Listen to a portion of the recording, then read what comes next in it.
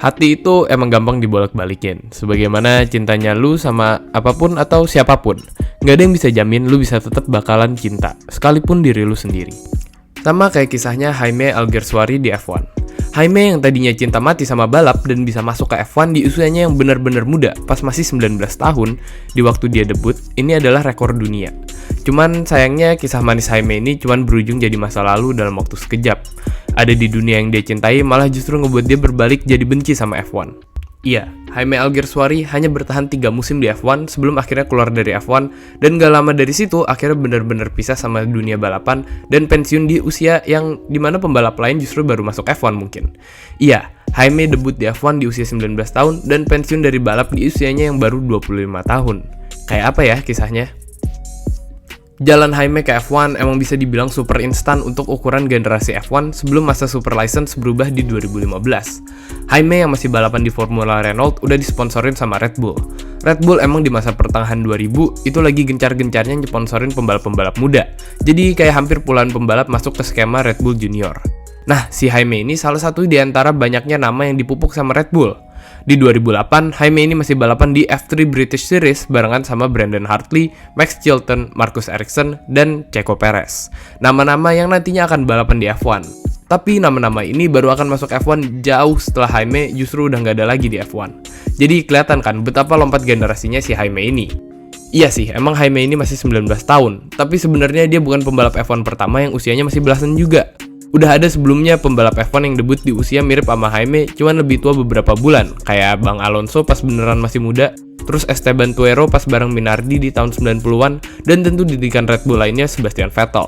Cuman emang Jaime bisa dibilang premature banget sih buat masuk F1. Gimana enggak, sebelum dia debut pertama di Hongaria itu, Jaime nggak pernah testing sekalipun dengan mobil F1. Kalaupun dia pernah bawa mobil F1, itu cuma kayak sekali jalan di lurusan doang. Bener-bener lurusan doang, nggak belok sekalipun. Kayak acara shakedown gitu. Ada sih sebabnya Jaime ini nggak pernah testing. Di musim 2009, F1 lagi berusaha nekan budget dengan cara meniadakan testing tengah musim dan pembatasan testing privat. Makanya Jaime nggak pernah testing official bareng Toro Rosso. Jadilah bener-bener minimalis banget pengalamannya bareng mobil F1. Lah, terus soal super license-nya gimana? Kok dia bisa dapat super license sih? Ya dulu emang beda, nggak kayak sekarang. Dulu asal FIA bisa ngeluarin super license ya bisa aja.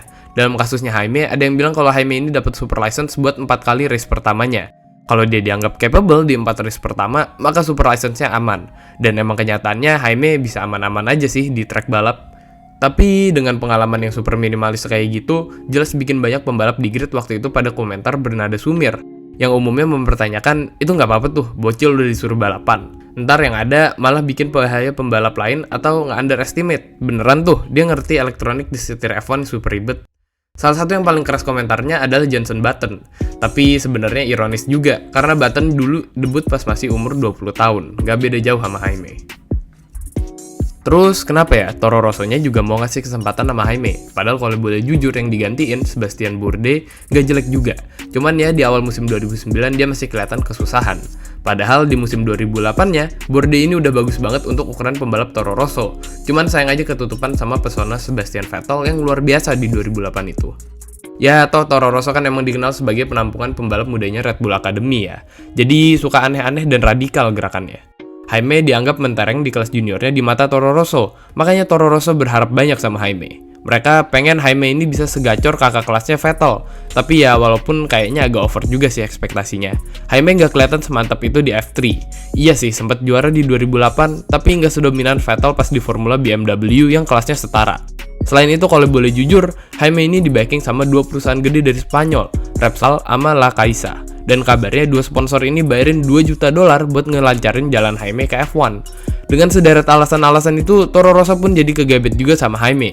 1, karena talenta, 2, ya karena ada uangnya. Tapi uang gak jadi motivasi utama sih buat Toro Rosso. Selama Om Didi masih lancar bisnis minumannya sih, pasti aman-aman aja pendanaan. Jadi emang lebih berharap sama talentanya Jaime. Di Hungaroring, semua mata orang tertuju sama Jaime, terutama buat mereka yang mengkritik habis-habisan, karena udah pasti bakalan cari celahnya buat ngatain. Dan emang bagi Jaime sendiri, dia ngerasanya pas debut di Hungaria itu dia berasa jadi banteng yang masuk ke rumah jagal buat disembelih. Sialnya di kualifikasi mobilnya kena masalah teknis yang ngebuat Jaime. Dan nyatanya Jaime di musim debutnya itu meskipun gak yang istimewa gimana, tapi at least gak membahayakan pembalap lain dan bisa ngikutin. Walaupun bagi Jaime ini tiap balapan yang dia ikutin di 2009 adalah sesi testing buat dia. Abis gimana? Dia kan tiba-tiba nyemplung di tengah musim, gak pernah ikut winter testing sekalipun. Udah gitu di 2009 mulai ada pembatasan testing yang ujung-ujungnya bikin pembalap muda di masa itu kesusahan buat dapetin kilometer dan jam terbang. Makanya di setiap race ketika pembalap lain beneran balapan, ya buat Jaime itu gak lebih kayak sesi latihan dan testingnya dia. Rada-rada sih emang ya Toro Rosso-nya juga ngambil resiko yang segede itu. Tapi Jaime cepat belajar kok. Di musim 2010 dengan persiapan yang lebih baik, terus ikutan testing musim dingin, ngebuat Jaime punya banyak waktu buat belajar. Hasilnya di musim 2010, Jaime udah lebih bagus performanya dan udah bisa nyetak poin pertamanya di balapan ketiga di Malaysia. Di akhir musim, Jaime total bisa nyetak 5 poin, cuman kalah 3 poin sama Sebastian Buemi. Lumayan kan? Di musim 2011, barulah Jaime udah mulai kelihatan settle di F1. Jaime di paruh kedua musim 2011 konsisten mencetak poin di tiap balapannya. Total dia dapat 26 poin, lumayan banget. Apalagi dia bisa unggul lumayan jauh dari segi poin ketimbang Buemi yang cuma bisa nyetak 15 poin. Salah satu highlight atau ya mungkin bisa dibilang lowlight Jaime di musim 2011 ada di balapan Korea GP. Di sesi latihan, Jaime kelihatan kayak nahan bintang Red Bull waktu itu, Vettel. Kondisi ini bikin Red Bull, terutama Mbah Helmut, gak suka sama kelakuannya. Mbah Helmut langsung ke garisnya Toro Rosso buat nyeramahin si Jaime. Kasian juga sih, padahal kan ya cuma sesi latihan, tapi mau gimana? Vettel kan emang lagi jadi anak super emas di Red Bull waktu itu. Tapi hebatnya si Jaime gak langsung kena mental, biarpun abis diomelin sama Mbah Helmut. Kebayangkan, gue aja ngeliatnya males, ini lagi diomelin sama mbah-mbah. Di balapan, Jaime justru bisa finish di posisi 7, posisi finish terbaiknya selama ini. Hasil ini jadi kayak ngebuktiin kalau Jaime juga punya potensi di F1.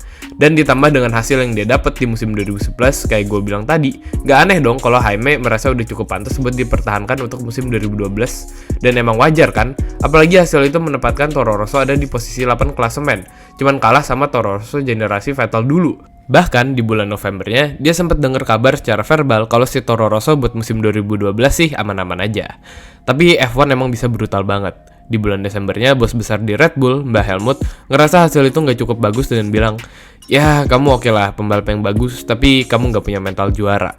Dan setelah dibilangin begitu, kontrak Jaime diputus gitu aja di tanggal 13 Desember. Dan proses putusnya itu cuma lewat telepon aja. Dia dikabarin sama bosnya di Toro Rosso, Franz Tost. Pas Franz Tost ngabarin, Franz Tost nggak langsung ngomong, tapi cuma bilang, maaf Jaime, ada kabar jelek. Red Bull udah nggak mau dukung kita lagi. Red Bull yang punya kuasa.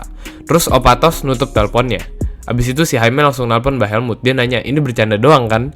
Dan Mbah Helmut cuma bilang, kamu udah denger kan? Dan ditutup. Sakit banget gak sih lu digituin?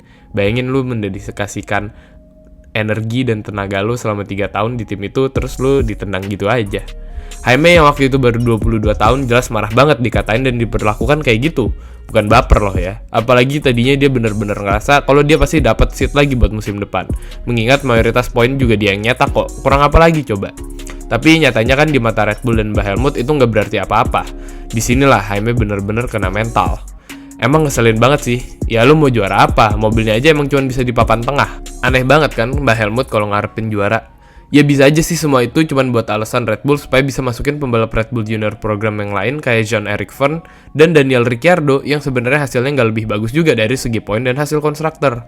Sialnya lagi karena di akhir musim 2011 itu dia udah ngerasa aman di Toro Rosso, dia jadi nolak tawaran tim lain yang nawarin satu seat buat musim 2012. Dan ketika dia diputusin itu, seat tim lain yang tadinya nawarin udah nggak tersedia lagi. Jaime sebenarnya masih pengen banget balapan buat di musim 2012, tapi sayangnya seat-seat yang tersisa udah makin habis karena udah di akhir tahun banget. Kebanyakan tim lain udah terisi semua seatnya. Ya ada sih seat yang masih kosong di Williams, cuman Jaime nggak mau jadi pay driver yang harus ngebayarin uang gede buat dapet seat di F1. Dia maunya ya emang karena kemampuannya dia dipilih. Apalagi kan emang Jaime udah membuktikan kalau dia punya skill memadai di F1. Ada lagi sebenarnya satu seat di tim asal negaranya, HRT. HRT jelas nawarin seatnya buat si Jaime ini, tapi ya itu kudu bayar juga. Apalagi HRT kan setengah mati cari duit juga. Tapi Jaime menolak sih, karena selain satu, dia nggak mau jadi pay driver, kedua dia nggak mau masuk tim yang udah pasti banget jadi penghuni grid belakang. Dia nggak mau di usianya yang masih 22 tahun itu karir F1 jadi penurunan jauh, dari yang tadinya di tengah malah jadi ke belakang. Ini sih namanya mundur. Jaime pun memilih nggak ke HRT. Meskipun akhirnya Jaime nggak dapet seat di 2012, tapi Jaime masih berusaha bergantung di F1 dengan jadi Pirelli test driver di tahun 2012, dan di samping itu dia juga jadi pandit F1 buat stasiun TV asal Spanyol. Tapi sayangnya peran itu nggak membuat dia happy. Di dalam hatinya masih tersimpan luka lama gara-gara perlakuan Red Bull dan Toro Rosso. Saking sakitnya dia lama-lama jadi nggak suka dengan pekerjaan yang dia pilih itu.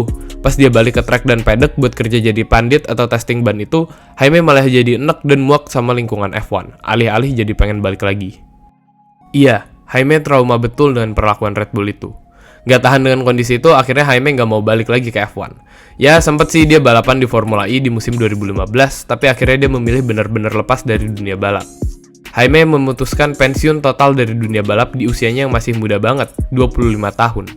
Jaime mencoba cintanya yang lain, yaitu musik. Iya, jadi si Jaime ini emang dari zamannya masih di F1, emang suka main musik, terus nge-DJ di acara-acara musik di Ibiza. Bahkan sampai punya studio rekamannya sendiri. Jadilah ketika dia udah nggak balapan lagi, Jaime memilih jadi DJ dengan nama panggung Squire. Sekarang meskipun Jaime udah lama nggak di F1, tapi kalau kata dia, momen dibuang dari Red Bull itu bener-bener bikin dia trauma. Bahkan setelah dia ikutan semua terapi, datangin psikolog, tetap yang terbayang kalau dia bangun seringnya adalah muka Mbah Helmut yang marah-marah. Lu kebayang gak sih bangun-bangun lihat muka orang tua gitu marah-marah depan muka lu? Kasian banget Jaime Alguersuari.